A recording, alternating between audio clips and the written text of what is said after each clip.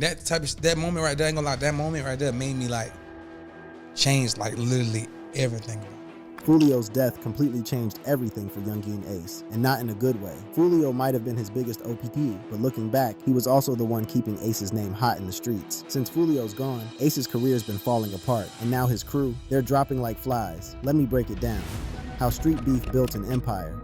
It's looking real rough for Yungeen Ace. Foolio's death hasn't just shaken him, it's completely thrown his life and career off balance. Now for those of you who haven't been keeping up, you might be wondering what really went down. So let me rewind a bit. Born Keonta Bullard, Ace didn't just survive one of the most vicious street wars in hip-hop history, he built his entire image around it. That pain, that loss, that constant cycle of revenge, it became his brand, his sound, his whole identity. His come-up wasn't orchestrated in no fancy studio session. Nah, his origin story got written in hospital rooms and crime scene tape, specifically on June 3rd, 2018, when ops rolled up on him and his day ones outside a town center mall spot, turning what was supposed to be a lit birthday dinner for his brother Trayvon into an absolute bloodbath that would haunt Jacksonville forever. Soon as I pull my phone out, I get shot in my hand.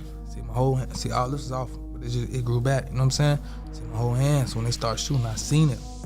But like, it just got the blowing and like, you know what I'm saying? So it's like, but my mind's so fast, bro. It's quick. So I get my little brother 23. It's his birthday, so I'm shitting him, trying to get him out the car though. I'm pressing like the door, cause the door's locked. So I'm trying to press the unlock button, but they still shooting. Like, you know what I'm saying? I'm still getting hit and everything. Ace caught 8 rounds to the body while his brother Trayvon Bullard, only 18, plus Royale 23 Smith 18, and Jacoby Groover 19, all got laid down for good. This wasn't no random drive-by or mistaken identity situation. This was straight get back from the Kill Them All in 6 block sets. Payback for what went down in May 2017 when Zion Brown, a 19-year-old shorty who was Foolio's peoples and deep in that KTA life, got smoked in his own crib on the west side. The streets was saying, and the paperwork confirmed, that Ace was allegedly the driver when DeAndre Thomas put in that work, and now them boys was collecting that debt with interest, letting them things blow until the smoke cleared and bodies dropped. Well, after that happened, not to say that one thing had anything to do with the other, because I'm not going to put that out there, but Young and Ace got shot 8 times, and then his brother died, and then some other people got shot. Yeah. But here's where Ace's story gets real crazy, where the plot twisted up in a way that would eventually shoot him to viral fame while simultaneously sealing his fate in the streets. Homie survived. Against all the odds that medical professionals be talking about, against every statistic about catching 8 hot ones and making it out, Ace fought his way back from death's door. Fast forward to March 28, 2021, and Ace dropped what would become his most legendary track, the joint that would have the whole culture talking, his passport to the mainstream but also his one-way ticket to eternal street drama. Who I Smoke, linking up with his ATK homies, Spinnabenz, Wappa Wit the Choppa, and Fast Money Goon. Ace and his squad methodically name-dropped their dead ops, Bibby, Teke, Lil 9, Zion, cats who'd been bodied in this ongoing street conflict, transforming their deaths into disrespectful punchlines, into the actual smoke they claimed to be puffing like it was some exotic pack. The track even chopped up news footage from the 2018 mall shooting that nearly took Ace out, weaponizing his own near-death experience and his homies' murders into pure entertainment for the masses. Do you think you started the beef with Who I Smoke? No, man, I ain't gonna lie. I hate when people say that shit. He tried to betray like I dissed him first. He tried to betray like I dissed him first. Yeah.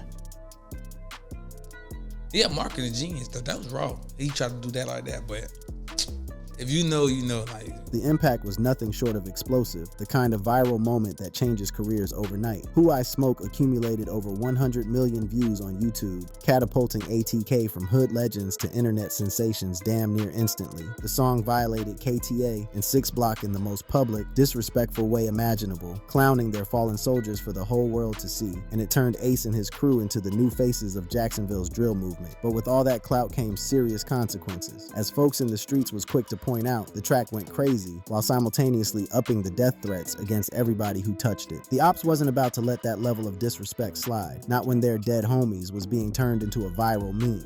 When you at war, you know that's just how that go, you know. It's back to back to back to back to back. That's just how that go. You know, you just gotta try to protect your big dog. Foolio, who'd never been the type to take disrespect lying down, clapped back just weeks later with "When I See You," flipping that same mall shooting news clip, but switching the narrative to mock Ace's losses. He shot the video in a cemetery, straight disrespecting the dead, posing over pictures of Ace's brother and his fallen soldiers, and the track quickly earned props from the culture as the forum crowned Diss Track of the Year. The tit for tat had officially transcended regular street beef. This was now a full-blown media circus, a viral phenomenon, a whole case study in how Instagram and YouTube could take real violence and amplify it to levels nobody had ever seen before. It was just like, if you ain't with my hood, fuck you. Like, it was just like it was just a lot of like talking and like undercover shit, like a lot of shit being said. So I ain't the type, like, I'm a bold person. I'm gonna put a name on anything I say, you know what I'm saying? And listen, for all the heat from community activists and law enforcement who was watching these young cats turn murder into marketing campaigns, Ace's career was absolutely popping off. Homie was getting gold plaques, selling out venues from Florida to wherever the tour bus could take him, and building a dedicated fan base that was glued to his every bar, every IG story, every subliminal shot at his enemies. But underneath all that success, underneath the plaques and the sold-out shows and the viral moments that kept his name trending, something much more ominous was brewing in the background. The foundation that Ace had built his whole empire on, constructed from the bodies of his enemies and his miraculous survival from that 2018 shooting, was starting to show some serious cracks in the structure. His man's K-Su, Hakeem Robinson, had caught a case in March 2021 for multiple bodies, including Foolio's 16-year-old little brother, Adrian Bibby Gaynor Jr., who got hit in February 2019. KSO had been so bold with it that he actually dropped an album called Bibby Out and put the victims' faces on the artwork, and now them same lyrics was being used as evidence against him in court. By August 2025, K-Su would be found guilty of first-degree murder in a separate 2020 killing, with his own pops testifying against him after being identified in dashcam footage as the shooter. The trial for the Bibby murder was still pending, with prosecutors getting ready to use bars from Who I Smoke as evidence of motive and criminal conspiracy. The streets was getting tighter, law enforcement was watching harder, and Yungeen Ace, the survivor, the star, the battle-tested vet of Jacksonville's bloodiest beef, was about to face a reckoning he never anticipated. It wouldn't come from the police though, and it wouldn't come from the courts. Nah, it would come from the very success of the violence he'd spent years orchestrating and celebrating. Because on June 23rd, 2024, everything was about to change dramatically. His biggest OPP would finally fall, and ironically, that W in the streets would mark the beginning of the end of everything Ace had worked to build. Sometimes getting what you want is the worst thing that could happen to you, and Ace was about to learn that lesson the hardest way possible. The game-changing hit.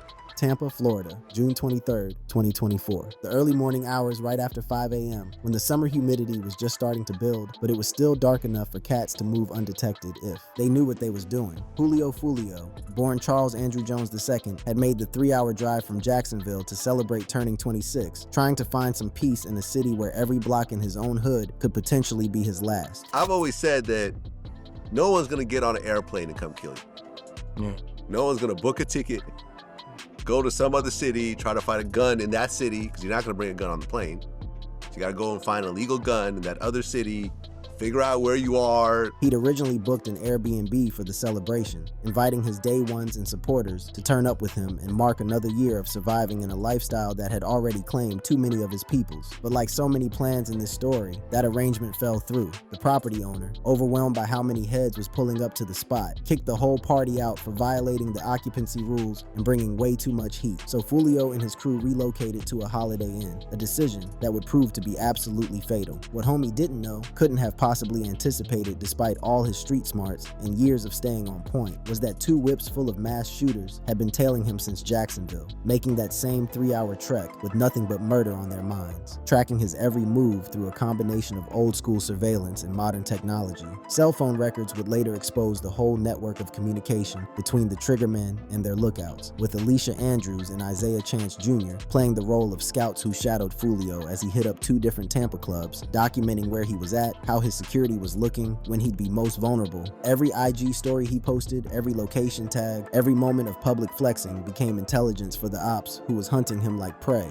It just goes to show, when people want you dead, man, it just takes willpower, bro. They drove 3 hours, 2 separate cars.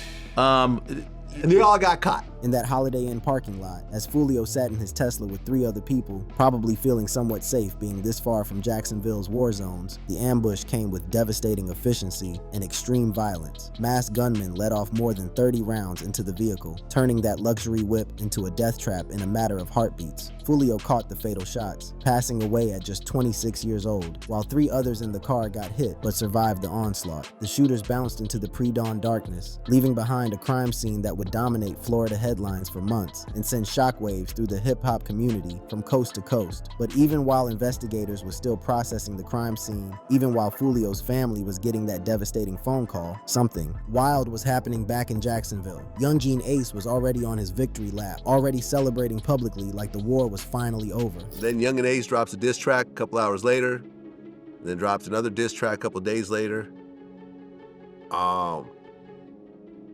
And one of the craziest things about this is that Foolio keeps posting on his IG after he died. You seen that? Yeah, I saw that. He's like responding to his ops. Just hours, literally hours after Foolio got laid down, Ace dropped a whole diss track called Do It, featuring bars that seemed to celebrate the murder with bone-chilling specificity. They called my phone, said they got the low, I told him do it, and catch his ass and do his ass. He with his baby, do it. The timing was so quick, so brazen, so disrespectful that even Ace's own supporters was caught off guard. Social media went absolutely nuclear with reactions ranging from shock to pure disgust to morbid fascination.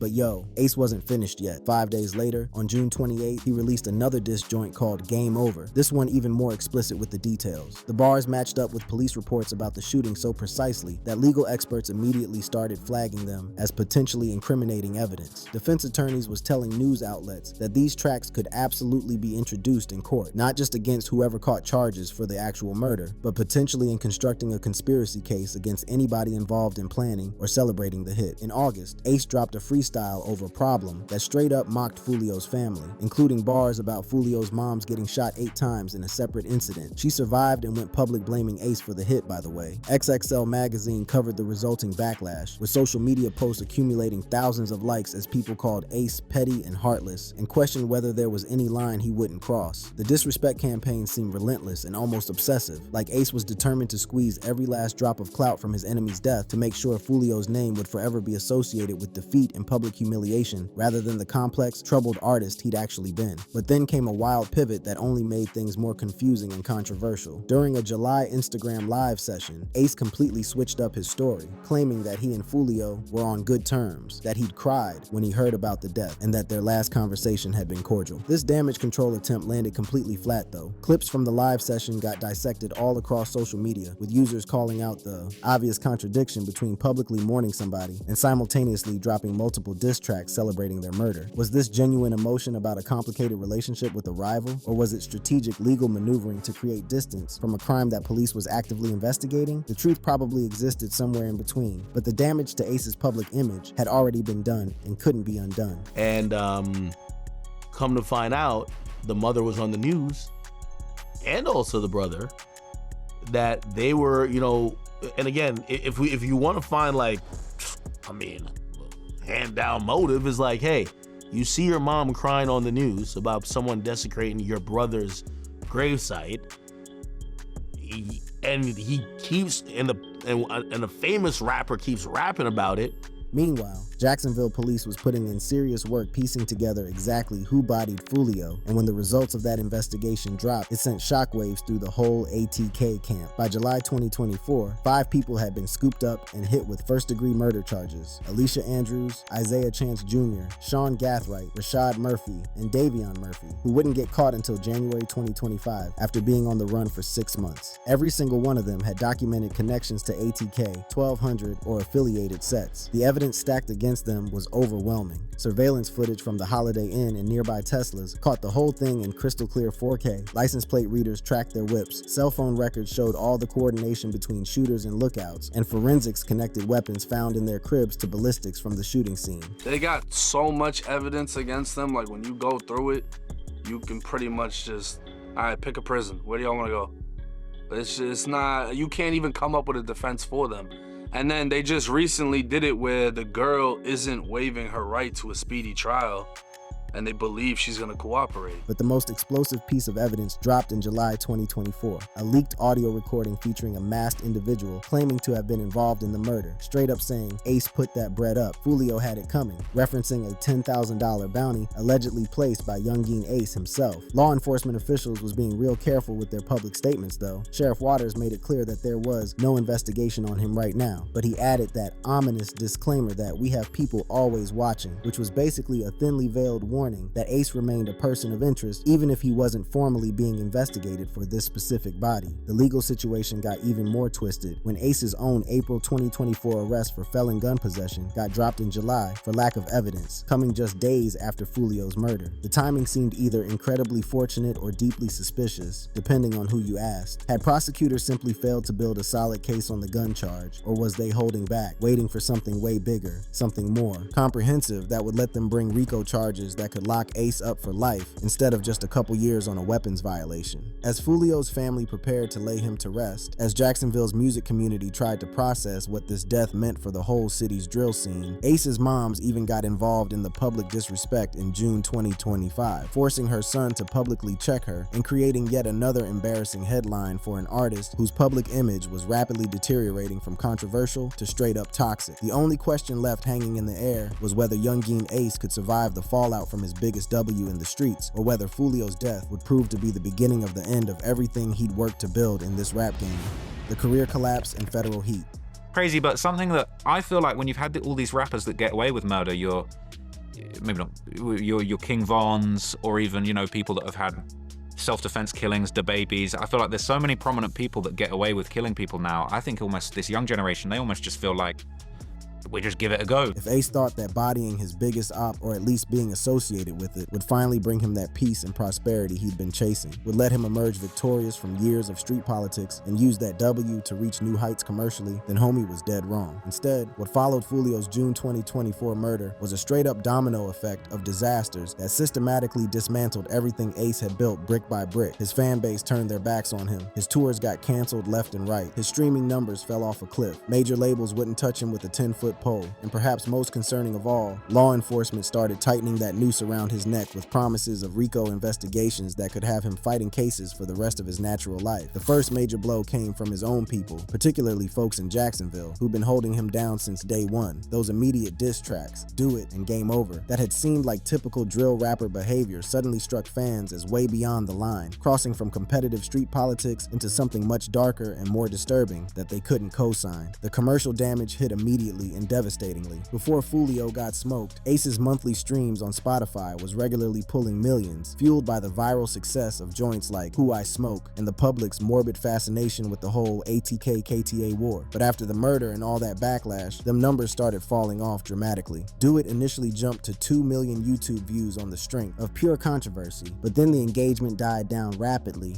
once the shock value wore off and people started really processing the moral implications of what they were supporting. Singles he dropped after that, like Grab My Stick, stalled out under 500,000 views. Decent numbers for an underground artist maybe, but nowhere near the streaming dominance Ace had been enjoying during the peak of the beef. In August 2025, Ace dropped what should have been his victorious post-beef project, Forgotten Star. The title itself seemed to acknowledge his fading relevance, and the album's commercial performance confirmed everybody's worst fears. The project barely crawled to number 45 on Billboard's Emerging Artist chart before vanishing completely, failing to make any real dent in the mainstream charts that had once seemed within reach. Rap Reviews published a harsh assessment, giving props to Ace's raw talent, but noting that the album felt propped up by drama that has now calmed down lethally, basically saying that without the constant back and forth with Foolio generating headlines and controversy, Ace's music simply couldn't compete on its own artistic merits. But nothing illustrated Ace's commercial nosedive more dramatically than the tour catastrophe of October 2025. The I Am What They Don't See tour got announced with 8 small venue dates across different cities, already a major step down from the larger venues Ace had been performing at just a year prior, but even those modest goals proved impossible to hit. By October 8th, 6 out of 8 shows had been straight up canceled due to what promoters was calling low sales. Industry folks tried to break down what went wrong, and the consensus was brutally straightforward. The beef with Foolio had been the only thing keeping Ace relevant, and once Foolio was out the picture, there was nothing left to maintain public interest in Ace's music. But yo, the commercial collapse, as catastrophic as it was, couldn't even compare to the legal shadows gathering around Ace like storm clouds. Jacksonville Sheriff T.K. Waters had been making increasingly pointed statements about RICO investigations targeting ATK. While Ace hadn't been formally charged with anything related to Foolio's murder yet, law enforcement was constructing a much larger case that could cover years of alleged criminal activity under them federal RICO statutes. We're gonna come with a RICO. We'll get everybody off the street.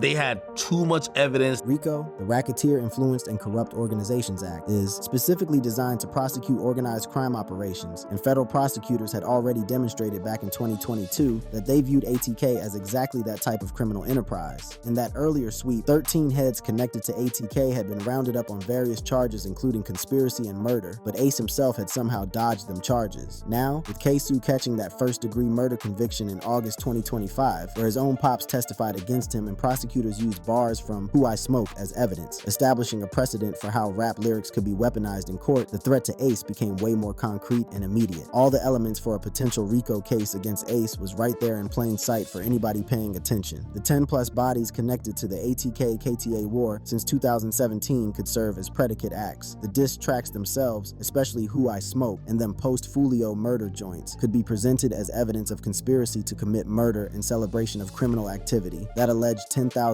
bounty on Foolio, if it could be verified and connected directly back to Ace, would constitute straight-up conspiracy to commit murder. The organizational structure of ATK, with its hierarchy and coordination of illegal activities, fit perfectly into the definition of a criminal enterprise under federal law. Social media was going absolutely crazy with speculation about when, not if, but when, Ace would catch them RICO charges. The situation got even more complicated in March 2025, when warrants connected to the shooting death of 7-year-old Breon Allen exposed ATK involvement in yet another murder, this one of an innocent shorty caught in crossfire related to retaliation over the diss track 6 Ways to Die. The warrant specifically named ATK rapper Mango as a documented associate, further cementing the image of ATK as an organization whose activities regularly resulted in violence and death, exactly the kind of pattern that RICO prosecutions are designed to target and dismantle. This is classic RICO investigation tactics. Start with the soldiers at the bottom, offer them deals to testify against the generals at the top, and gradually construct a comprehensive case against the leadership of the organization. In what seemed like a desperate move to create distance from potential legal trouble, Ace announced in December 2024 that he was dismantling ATK because his crew had failed to hold down funeral costs and legal fees for their members who'd caught cases. The live stream rant went viral immediately, with all hip-hop noting it may be a smart move to distance himself from the organization ahead of potential charges, but whether that distancing would be sufficient to protect him legally remained a huge question mark. RICO cases can prosecute people for actions they took years in the past, and Ace's entire career had been built on his role as the leader and face of ATK. I don't know his association with them,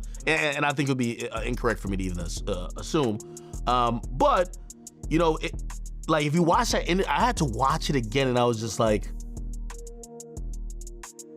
I remember he said to me, I asked him about the ATK thing, right? And he said, it's not a gang. So far, no formal RICO charges have been filed against Yungeen Ace, with K-Su's trial for the Bibby murder still pending, a case where Who I Smoke lyrics would almost definitely be introduced as evidence, and with them, 5 defendants in Foolio's murder, all connected to ATK and potentially willing to cooperate in exchange for reduced sentences. It felt like the walls was closing in from every direction simultaneously. The tragic irony of Yungeen Ace's whole situation is almost Shakespearean in how cruel and poetic it is. Homie survived 8 rounds in 2018 when everybody around him got laid down. He transformed all that trauma into viral success with Who I Smoke, building a whole career on the graves of his ops. He seemingly won the ultimate victory when his biggest rival got smoked in June 2024. But that W in the streets proved to be hollow and pyrrhic, destroying his commercial viability in the music industry and placing him directly in the crosshairs of law enforcement agencies that have publicly vowed to break Jacksonville's cycle of violence, even if it means using federal RICO statutes to do it. Like folks online have been pointing out repeatedly, the death of Foolio might actually have been the worst possible thing that could have happened for Ace's career. The beef had kept both rappers relevant in the public eye, had generated the controversy and drama that drove streams and ticket sales, had given them both something substantial to rap about that resonated with fans who'd never experienced street violence firsthand, but was fascinated by it from a distance. With Foolio gone, Ace was left with nothing but the consequences of years spent glorifying murder, a toxic public image that repelled fans and industry professionals alike, facing potential RICO charges charges that could end not just his career, but his freedom entirely. Jacksonville has seen over 200 gang-related homicides since 2017, with a significant portion of them connected to the ATK-KTA beef and the